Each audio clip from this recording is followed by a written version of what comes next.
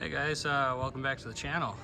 So last video we walked around the 330 Ci project, try to see the things that it needed, make a list, and see if we can hit that $2,500 bogey, including the price of the car, to get all the repairs done. So behind camera I've done a couple things you might be able to see. I did show the new grills, but we also got new lights, new lenses in, new corner lights on both sides.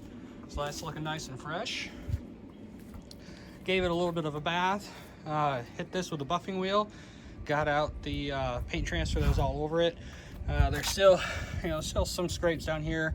I might replace those reflectors just to finish up the look. Obviously I'm not gonna repaint the bumper or anything. It's got some battle wounds. It's a 20-plus-year-old car, 23-year-old car now. Geez. So other than that, I mean, the body is so good on this car. Barely any scratches. I did get the mark off back here as well, so that's nice. It does need a clay bar. Might not show up too well. I guess you can see it there. A lot of spottiness in the paint, so we'll clay bar that, then we'll polish the car. I'm not a detailer by any means, but we're just going to make it look a little better. And we also got our trunk lights in, so that's looking really good as well. We got a lot of stuff to do in this video. Let me get you set up and I'll show you what we're gonna be working on. All right, got you all set up on the table out here. So first order of business is gonna be the cooling system refresh. If you remember from the last video, we had some low coolant, which I found some more issues. We'll discuss that in a second. But we had an issue with the lower temp sensor on the radiator hose was leaking a little bit. The overflow tank was low. So I just decided to go ahead, let's just do a refresh. The kit's pretty inexpensive. It's about 250 bucks right now. Prices have been better than that, but I think that's about what you're gonna pay for the E46 cool kit from SCP Euro. So we got the new sensor for the lower hose, got the new level sensor for the tank, new push pin for the shroud, new Molly radiator cap, new Borg Warner thermostat housing, new Graph water pump. Now the only thing is, next time I'll probably blow the kit apart. This one has a metal impeller. I kind of like the composite or cast impeller better, but I really haven't had any issues with these, so we should be good. It does carry the lifetime warranty through SCP Euro.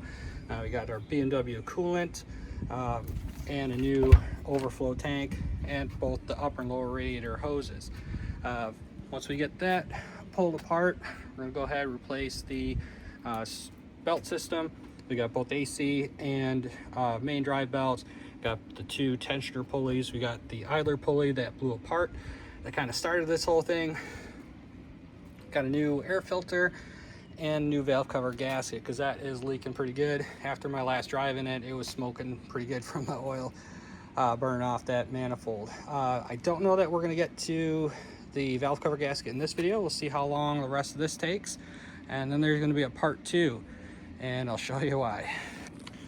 So the other day when I was trying to figure out the no heat situation, if you remember, this was very low. I had no heat in the cabin after getting it to operating temp.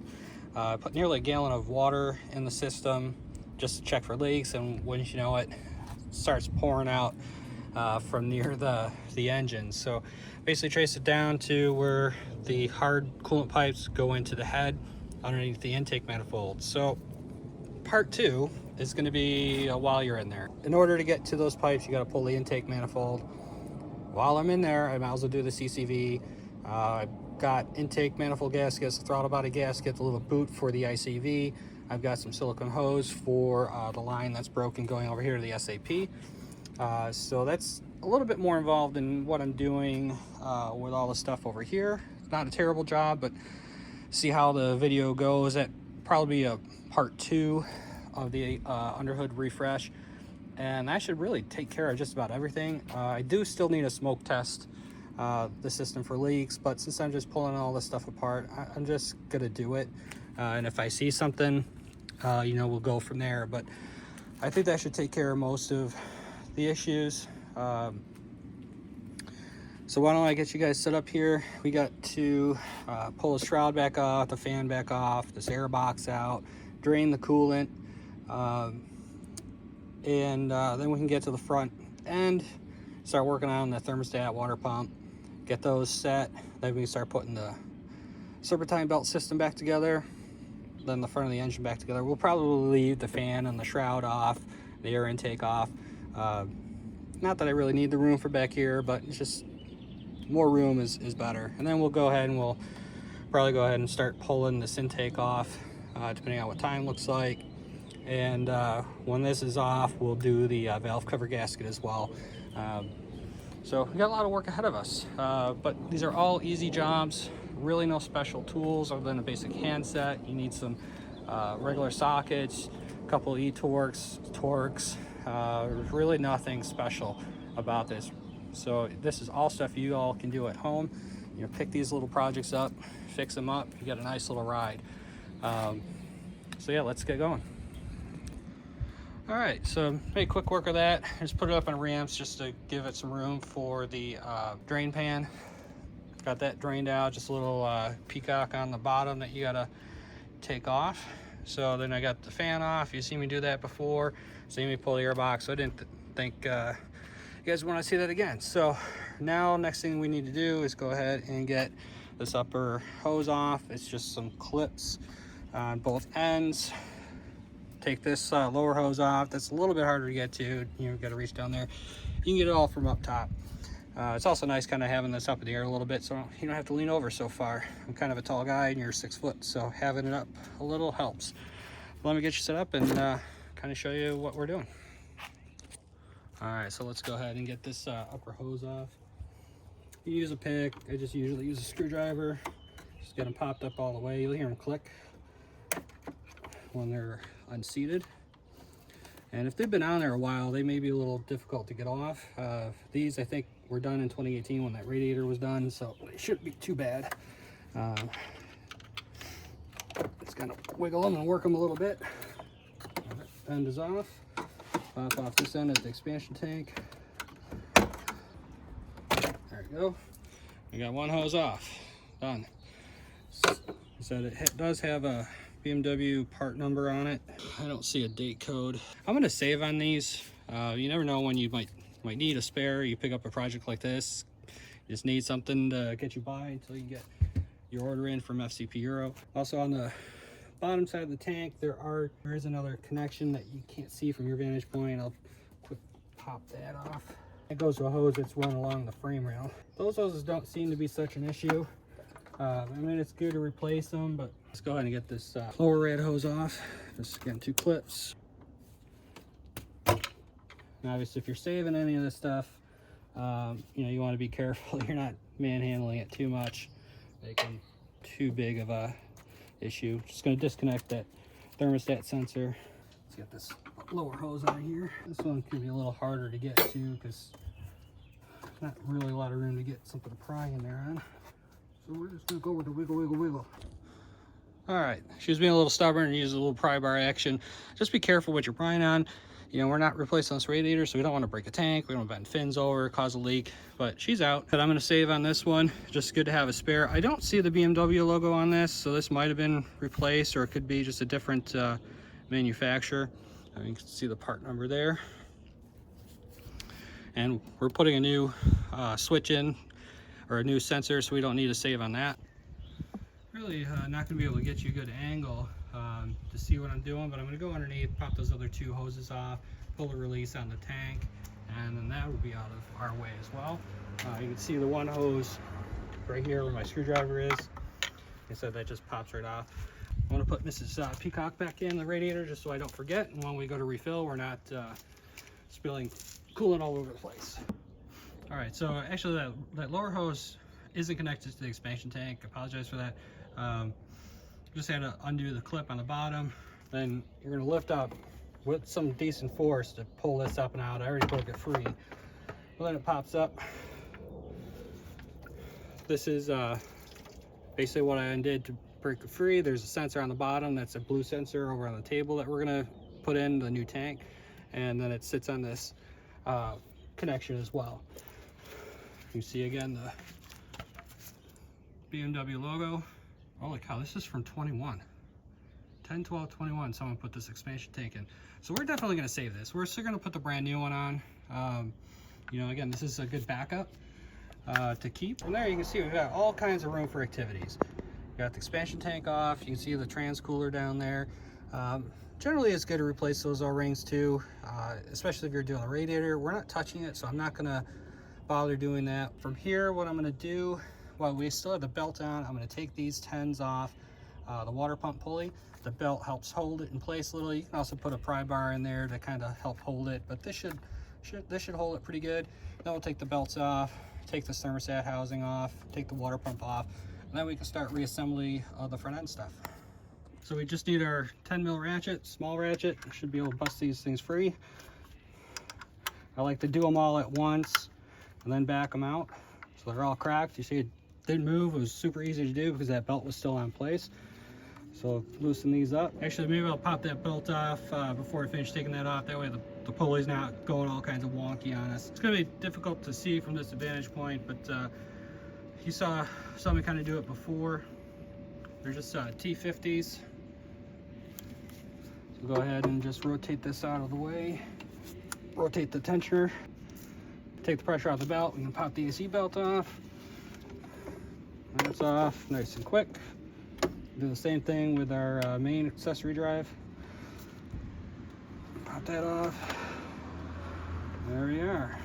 So that belt is off.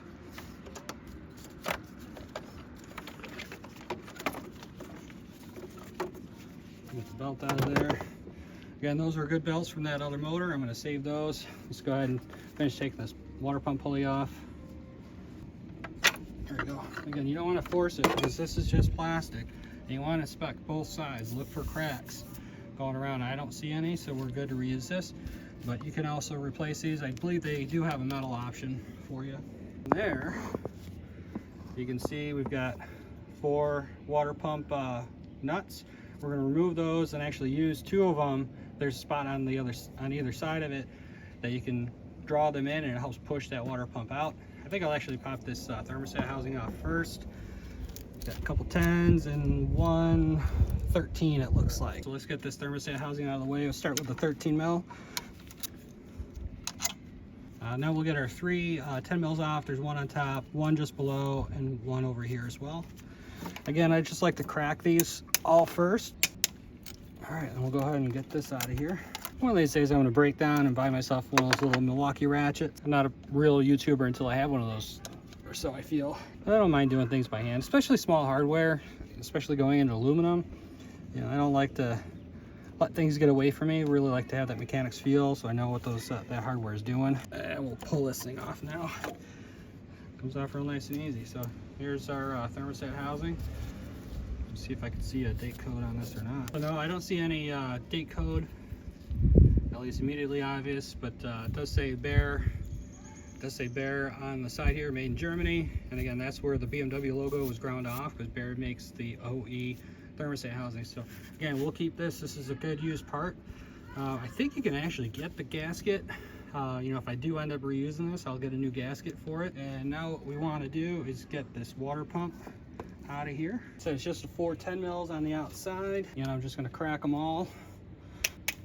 All right, so we got all 4 cracked. I can go around and undo these. And this water pump actually doesn't look like it's been replaced. The aluminum's oxidized pretty much like all the aluminum around it. So this is probably an original water pump, or maybe just something that was replaced long ago. You know, your instinct might be just to kind of grab it and grab a pry bar and maybe a hammer and wail on this thing.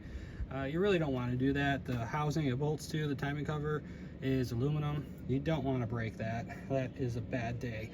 So like I said, you take 2 of the thermostat housing bolts will get you going most of the way. So you just thread them in here. And then as you're working this in, you're going to go a little bit on one side and a little bit on the other side. You don't want to just ram one side in sideways and get it cocked, and that's how you break hardware off. So just want to get these start going till you start feeling some pressure, then alternate to the other side.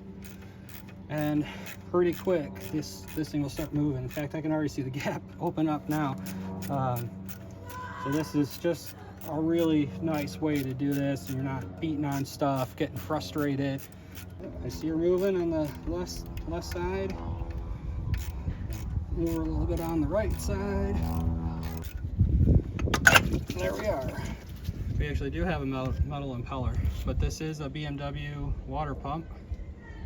You see the logo on the top. Bearings in this pump felt really good, so again, we'll save this as a spare. So you see we got our thermostat housing off, got our water pump off, and we just need to go around these edges and just clean them up real quick.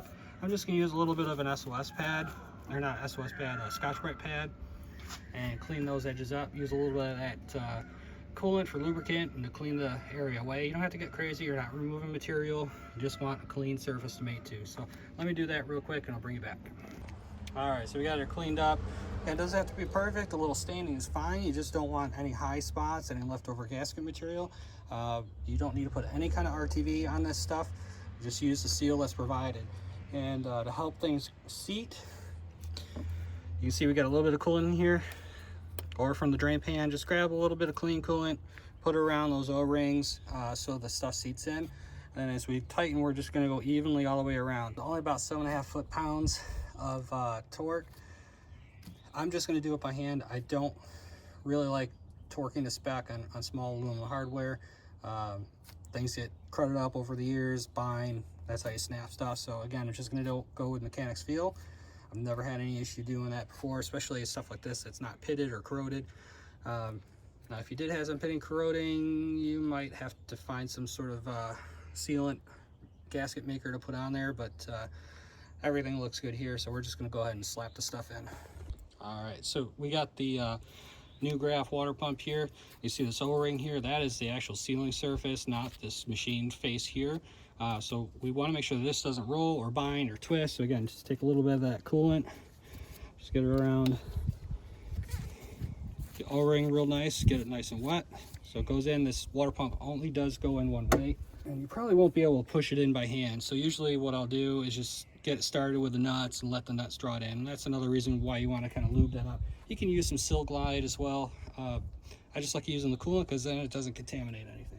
So we got all 4 nuts started. I grab my 10mm wrench, and we're just going to work it in little by little, side by side, making sure it's not binding. Go a little crisscross applesauce. Again, just go nice and evenly on all 4 corners, just so it doesn't bind up. All right, we're fully seated, so I'm just going to go around and evenly tighten these down to good and tight, like I said. All right, that feels pretty good. Now, I would put the thermostat in now, but I think I'm gonna do those pulleys first, just to give a little bit more swing room, because that does stick out a little bit. So again, it's just a T50.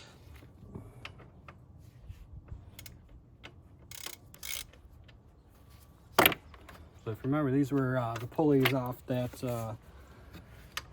other motor that's in the garage. They're decent shape. Again, good for getting the project rolling and moving. All right, so here we got our spare pulley, and you hear it's real nice and smooth. So we'll save that. We'll grab one of the new ones. Well, these aren't the right pulleys. I'll have to go look to see what that's all about. They don't fit. I don't know if these are from the hydraulic tensioner, but they are not the right ones. All right, so we're gonna go put these back on for now. I have to see what's going on with FCP, so they sent me the wrong one. It generally doesn't happen, but it has happened in the past. So we'll put this bad boy back in here, but we can at least put the idler on. We'll put the belts back on. All right, so we got that all set back with that spare pulley. So I'll have to check out FCP, see what the issue is. Did I look it up wrong? Did they send me the wrong one? What the issue is? So at least we got 2 good pulleys that we can use. So now we need to take this bolt out, the alternator mounting bracket. If you remember, we sold that off the other motor as well, so we could run it without the idler. But we want to put the idler back on because that's what was there. We got our new idler here. It's an offset. What you see the little nipple on the end of this pulley. There's a little indent here in the alternator bracket. You're gonna line that up. That's how you know where it's supposed to be. We'll torquelize that. We also need to, on the snout of this water pump, there's a protective cap that covers the threads. Just want to pop that off real quick. That's where the clutch fan is going to mount to. Figure it's easier to do it now before we put that pulley back on. All right, so now we can put our water pump pulley back on. One of those 4 nuts. And this only goes on one way as well. Well, one of 2 ways anyway.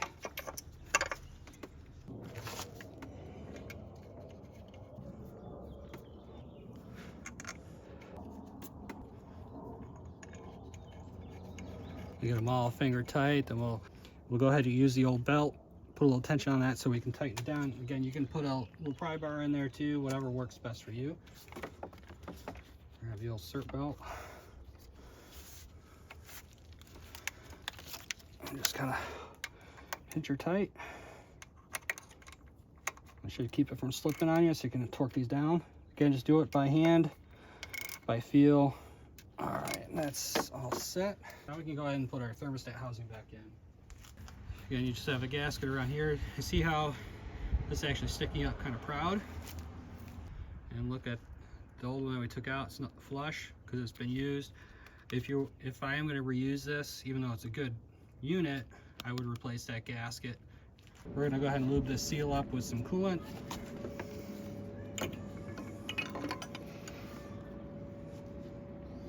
All right, got it in place here. We'll put our 13 in to start it, and then we'll do our 3 10 mils. Again, just fit everything loose. Loose at first, that way you got some wiggle room. You don't want to cross-thread things and have issues.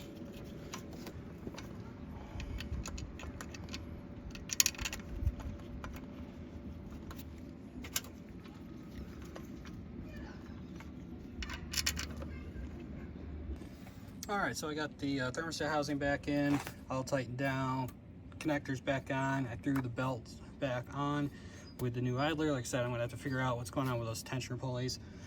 I put the old belts on. I have the new lower rad hose, got the sensor put in. Again, just lubed it up with a little bit of coolant, both ends. Again, lubed up a little bit. Let me slap that in. You can pull those tabs up, the lock ring, before you put them on, or leave them down. That way you hear when they actually engage. All right, so we got our new expansion tank in here. I've got the new level sensor, transferred the clip over. Just lubed up again with a little silicone. This one a little crazy. So let's go ahead and get this thing in, oriented the right way. There is a little nub here that fits on the radiator bracket, so we want to make sure we line that up and get it seated below. There we go. We had a nice positive clip. Snap that bottom retainer in. We got our upper hose here that we can clip back in. Bada bing, bada boom. That is done. So let's grab our new upper hose we got here. So lubricant just kind of helps. Hear that nice positive click. So that's engaged. Let's work on this tank. It feels better. All right. Put our rad cap back on. New rad cap from Denali. All right, so if we weren't going farther, this would be the time where we would then bleed the system. And to do that, you're gonna turn the car to position 2. Do not start. Heat on high setting, fan on the lowest. Open up this bleeder screw over here. Start filling till the bubbles stop coming out, and then set your level. Tighten up the bleeder screw, and you're done. If you follow that, you almost never have any issues. You don't really have to have the vehicle raised. It can help, but not necessary. A lot of people have trouble for some reason.